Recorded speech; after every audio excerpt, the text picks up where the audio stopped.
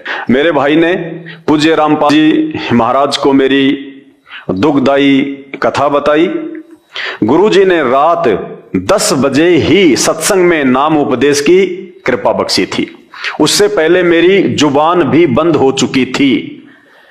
बहन को जब परमपिता परमेश्वर सतगुरु रामपाल जी भगवान से नाम उपदेश दिलवाया गया, उससे पूर्व कुछ दिन पहले बहन की बोली बंद हो गई थी, उनकी जुबान नहीं उठती थी, बहन का बोलना बिल्कुल बंद हो गया था। उससे पहले मेरी जुबान भी बंद हो चुकी थी, जीभ नहीं उठती थी। जब 26 दिसंबर की सुबह में उठी तो अपने आप को बेहतर हालात में बोलते पाया।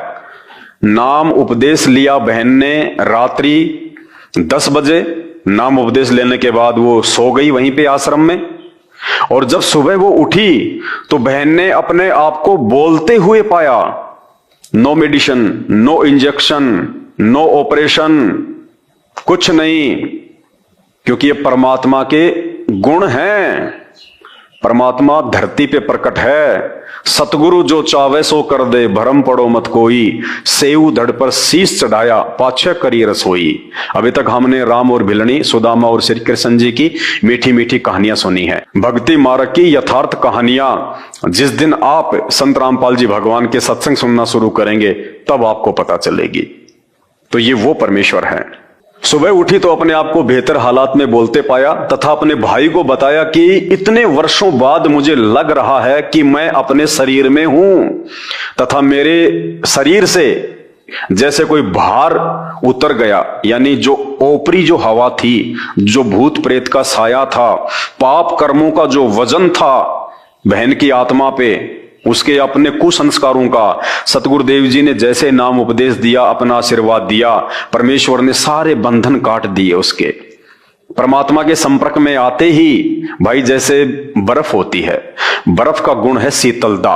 बर्फ कभी भी आपको जो है वो गर्मी महसूस नहीं होने देगी। बर्फ का गुण है शीतलता, वो ठंडक ही देगी। तो परमेश्वर के जो गुण हैं वो है लाभ देना, फायदा देना, दुखों से बाहर निकालना, कष्टों से बाहर निकालना। तो जैसे ही इन्होंने परमपिता परमेश्वर से नाम लिया, उस अल्लाह से नाम लिया जो आज संत रामपाल जी के रूप में धरती पे प्रकट हैं, सुबह बहन की जुबान भी ठीक हो गई और बहन को ऐसा महसूस हुआ जैसे मेरे ऊपर से किसी ने बहुत ज्यादा वजन उतार दिया हो। इतने वर्षों के बाद मुझे लग रहा है कि मैं अपने शरीर में हूं, तथा मेरे शरीर से जैसे कोई भार उतर गया है। मुझे बोलते देखकर मेरा भाई सुखवीर हैरान रह गया, तथा कहा कि महाराज रामपाल जी तो साक्षात कबीर परमेश्वर आए हैं। क्या कहा भगत जी ने जब ऐसा चमत्कार देखा अपनी बहन के साथ में? जो बहन सैकड़ों डॉक्टरों के पास जाके भी ठीक नहीं हो पा रही थी, कितने शाणे, कितने ही धर्मगुरुओं के चक्कर में पैसे भी बर्बाद किया, उसके बावजूद भी 1 टका लाभ नहीं था। और जैसे ही संत रामपाल जी ने रात्रि को नाम दिया, सुबह बहन 16 आने ठीक, तो भाई भी हैरान रह गया। और भाई का जो विश्वास था, उन्हें पहले से तो मालूम था इस बात का कि ये परमात्मा है, ये कोई सामान्य संत नहीं है, कोई सामान्य व्यक्ति नहीं है। सामान्य संत और व्यक्ति वो कह सकते हैं जो अभी संत रामपाल जी के सत्संगों से दूर हैं, अपरिचित हैं। तो भाई ने कहा कि ये तो साक्षात परमात्मा आए हुए हैं धरती पे, ये तो स्वयं कबीर देव हैं। तथा कहा कि महाराज रामपाल जी तो साक्षात कबीर परमेश्वर आए हैं। मैं बीड़ी पीती थी, उसी दिन छोड़ दी। देखिए, भक्ति के कुछ नियम होते हैं। जैसे हम किसी डॉक्टर के पास जाते हैं, डॉक्टर से हम ऑपरेशन करवाते हैं, डॉक्टर हमें मेडिसिन देता है रिकवर करने के लिए, साथ में डॉक्टर हमें कुछ परहेज बताता है कि आपने खट्टा नहीं खाना, मीठा नहीं खाना।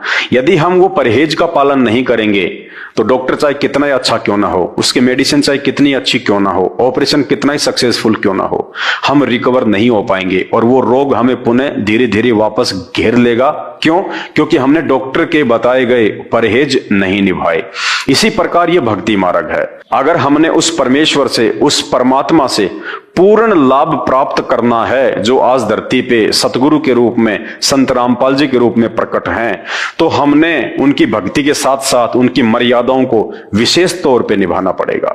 और संत रामपाल जी की कुछ मर्यादा हैं। उनके शुरुआत में 11 नियम होते हैं, जिसमें किसी भी प्रकार का नशा करना वर्जित है, मांस भक्षण करना वर्जित है, जीव हत्या वर्जित है।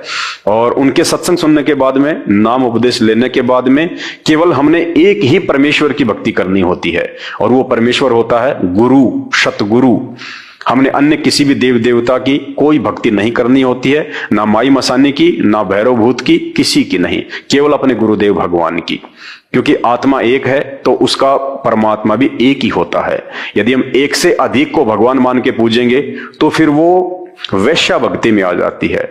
और आप सब जानते हैं, वैश्या का कोई दीन नहीं होता, वैश्या का कोई धर्म नहीं होता, वैश्या की कोई इज्जत नहीं होती है। मैं बीड़ी पीती थी, उसी दिन से छोड़ दी। घर आए तो मेरे पति भगत सुरेश ने कहा कि तुम क्या नाम लेकर आए हो, मैं देखता हूं तुम्हारे नाम में इतनी क्या शक्ति है।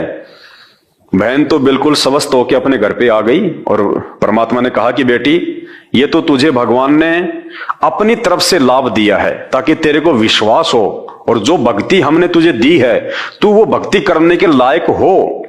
लेकिन अगर तू ये नियम नहीं निभाएगी, अगर ये मर्यादा नहीं निभाएगी, तो वापस तुझे ये रोग घेर लेगा। ये परमात्मा का नियम है, उनका ये विधान है। तो जैसे ही बहन रिकवर होके घर पे आई, तो बहन के जो पति देव थे सुरेश जी, जो कि नशा किया करते थे, शराब पिया करते थे, उनके ऊपर भूत प्रेत का साया था, ऊपरी हवा थी। वो नाम दीक्षा नहीं लेना चाह रहे थे क्योंकि वो ऊपरी जो शक्ति थी वो आसानी से उनको छोड़ नहीं रही थी।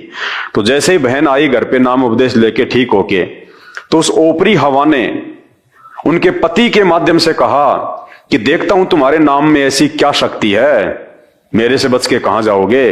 घर आए तो मेरे पति भगत सुरेश ने कहा कि तुम क्या नाम लेकर आए हो, मैं देखता हूं तुम्हारे नाम में इतनी क्या शक्ति है। अपनी मां से बोला कि ये अच्छा नाम लेकर आए। बच्चे सुबह सुबह गुड मॉर्निंग की जगह सतसाहिब बोलते हैं।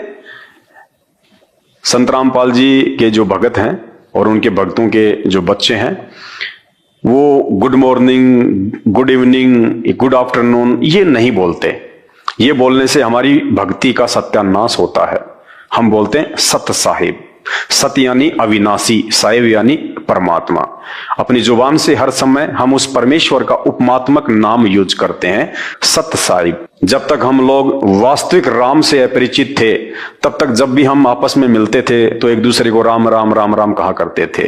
अब हमें वास्तविक भगवान की पहचान हो गई, वास्तविक श्री राम की पहचान हो गई। वास्तविक श्री राम कबीर साहब है, जो आज सतगुरु रामपाल जी भगवान के रूप में धरती पे प्रकट है। वो सत साहिब है, वो सच्चा साहिब है, वो अविनाशी परमात्मा है। दशरथ पुत्र श्री रामचंद्र जी सत साहिब नहीं थे। सत साहिब का मतलब जो परमात्मा कभी नहीं मरता, जबकि उनके तो करोड़ों जन्म और मृत्यु हो चुकी हैं। तो बहन के पति ने कहा अपनी मां से कि ये बच्चे भी क्या नाम लेके आ गए, सुबह सुबह गुड मॉर्निंग बोलने की बजाय सत साहिब बोलते हैं। अपनी मां से बोला कि ये अच्छा नाम लेकर आए, बच्चे सुबह सुबह गुड मॉर्निंग की जगह सत साहिब बोलने लगे हैं। भगत सुरेश 1 साल तक ऐसे ही शराब पीता रहा तथा घर में झगड़ा करता रहा, लेकिन बहन ने मर्यादा नहीं तोड़ी। बहन ने किसी भी प्रकार का कोई नियम अपने पति के चक्कर में, उसके दबाव में नहीं तोड़ा, और अपने गुरुदेव के द्वारा बताई गई भक्ति वो करती रही और पूर्णतया वो स्वस्थ रही। एक दिन यानी एक दिन उसका पति बंदी छोड़ कबीर साहिब, गरीबदास जी साहिब व सतगुरुदेव संत रामपाल जी महाराज जी की तस्वीरों को तोड़ने के लिए खड़ा हो गया। तब मैंने हाथ जोड़कर बंदी छोड़ से ये प्रार्थना की, यानी बहन ने अपने घर पे जो दरबार साहिब लगा रखा है, जहां नाम उपदेश लेने के बाद हम आरती करते हैं, मंत्र करते हैं, और हम वेदों के अनुसार, ऋग्वेद के अनुसार हवन करते हैं, देसी घी की ज्योत जलाते हैं। वहां जाके बहन ने अपने गुरुदेव भगवान सतगुरु रामपाल जी से हाथ जोड़ के प्रार्थना की कि हे परमेश्वर, इस नादान को आप ही सद्बुद्धि दीजिएगा।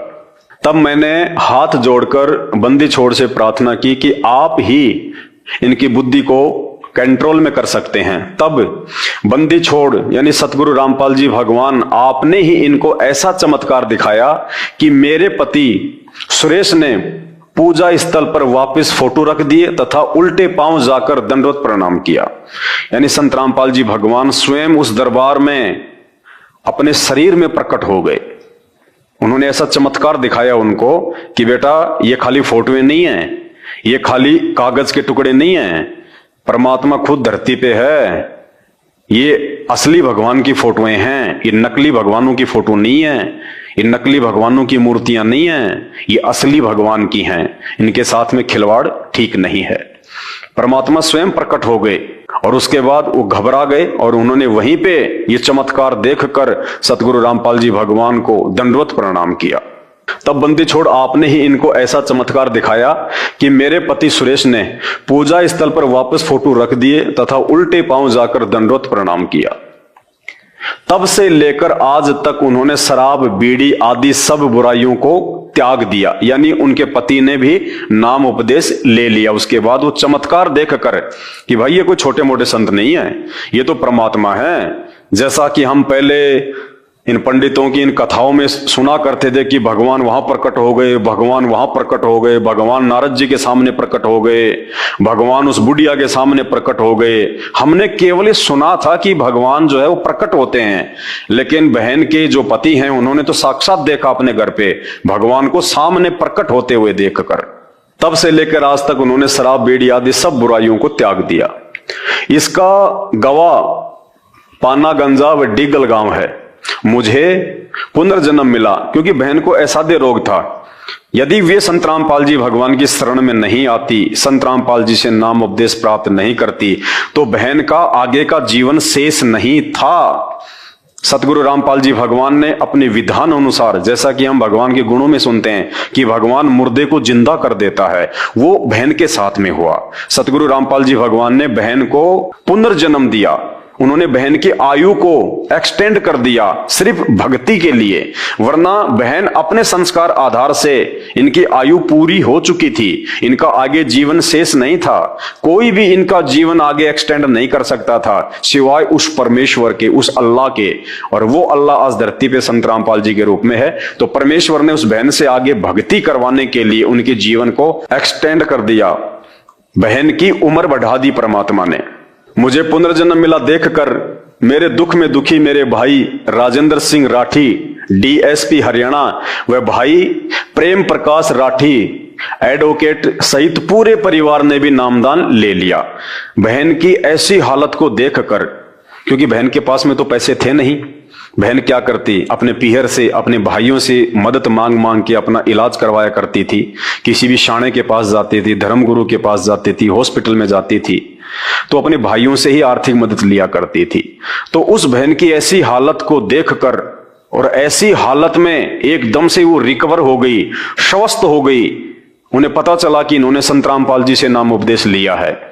तो तुरंत उसका एक भाई जो हरियाणा पुलिस में डीएसपी था और दूसरा एडवोकेट था, पूरे परिवार ने संत रामपाल जी से जाके नाम उपदेश ले लिया। नाम उपदेश लेने के बाद में कबीर परमेश्वर ने ऐसे ऐसे सुख दिए जिनकी कल्पना भी नहीं की जा सकती। सबसे पहला सुख बहन क्या बता रही है, हमारी भैंस ने सर्फ खा लिया था, भैंस का बिल्कुल बुरा हाल था। डॉक्टर को दिखाया तो उन्होंने बताया कि इसने कोई जहरीली वस्तु खा ली है तथा 10 इंजेक्शन लगा दिए। अगले दिन भैंस की आंखों से नीला पानी बहना शुरू हो गया तथा भैंस अंधी हो गई। डॉक्टर भी हाथ खड़े कर गए। बहन की जो भैंस थी उसने सांप को खा लिया। अब सांप को जब खा लिया तो सांप में तो जहर होता है, अंदर जाके जब सांप ने जहर छोड़ा तो जो भैंस थी वो आंखों से अंधी हो गई, खाना पीना छोड़ दिया उसने। हमारी भैंस ने सांप खा लिया था, भैंस का बिल्कुल बुरा हाल था। डॉक्टर को दिखाया तो उन्होंने बताया कि इसने कोई जहरीली वस्तु खा ली है तथा 10 इंजेक्शन लगा दिए। अगले दिन भैंस की आंखों से नीला पानी बहना शुरू हो गया तथा भैंस अंधी हो गई। डॉक्टर भी हाथ खड़े कर गए। तब रात में सौपन में सतगुरुदेव रामपाल जी महाराज नजर आए। उन्होंने भैंस के शरीर पर हाथ फेरा। सुबह उठे तो हमने तथा पड़ोसियों ने अपनी आंखों से भैंस के मुंह में सांप को देखा तथा उसको निकाला। ये होते हैं चमत्कार।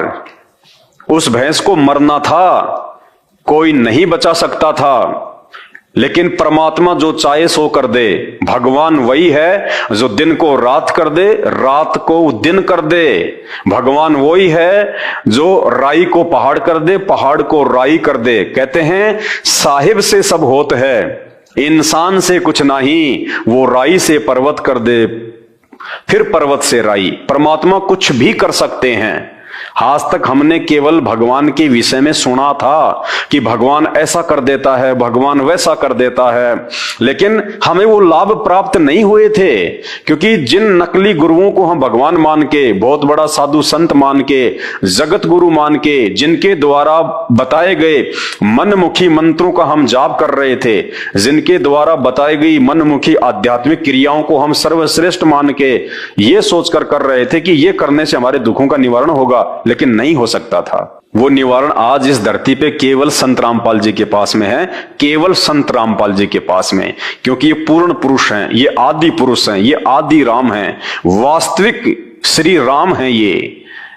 और इनके द्वारा बताई गई जो भक्ति है, जो शास्त्र प्रमाणित मंत्र हैं, उनके थोड़े से जाप मात्र से इंसान उन सुखों का अनुभव करने लगता है, उन असाध्य रोगों से मुक्ति प्राप्त कर लेता है जिसकी हम लाखों रुपया बर्बाद करके भी ठीक होने की कल्पना नहीं कर सकते।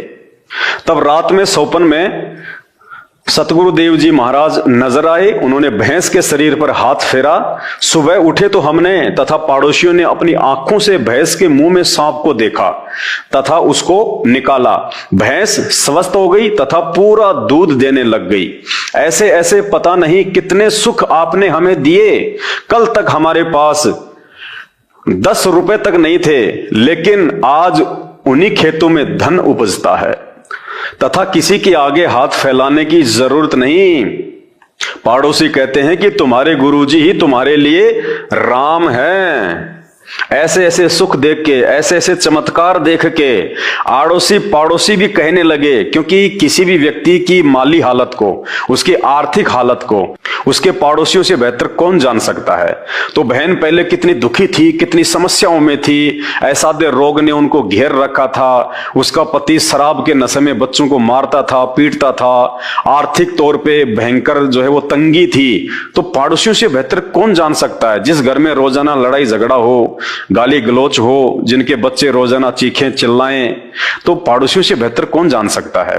तो पड़ोसियों ने जब चंद ही समय में देखा कि इसका तो जीवन बदल गया, ये तो नरक से स्वर्ग में आ गए, तो पड़ोसियों ने कहा कि तुम्हारे गुरुजी तो तुम्हारे लिए राम हैं। राम यानी भगवान, परमात्मा, अल्लाह जो सारे सुख देता है। दुनिया भी कहने लगी, पड़ोसी भी कहने लगे। पड़ोसी कहते कि तुम्हारे गुरुजी ही तुम्हारे लिए राम हैं। अज्ञानियों द्वारा बहकाया हुआ भोला भाला समाज क्या जाने आपकी महिमा को।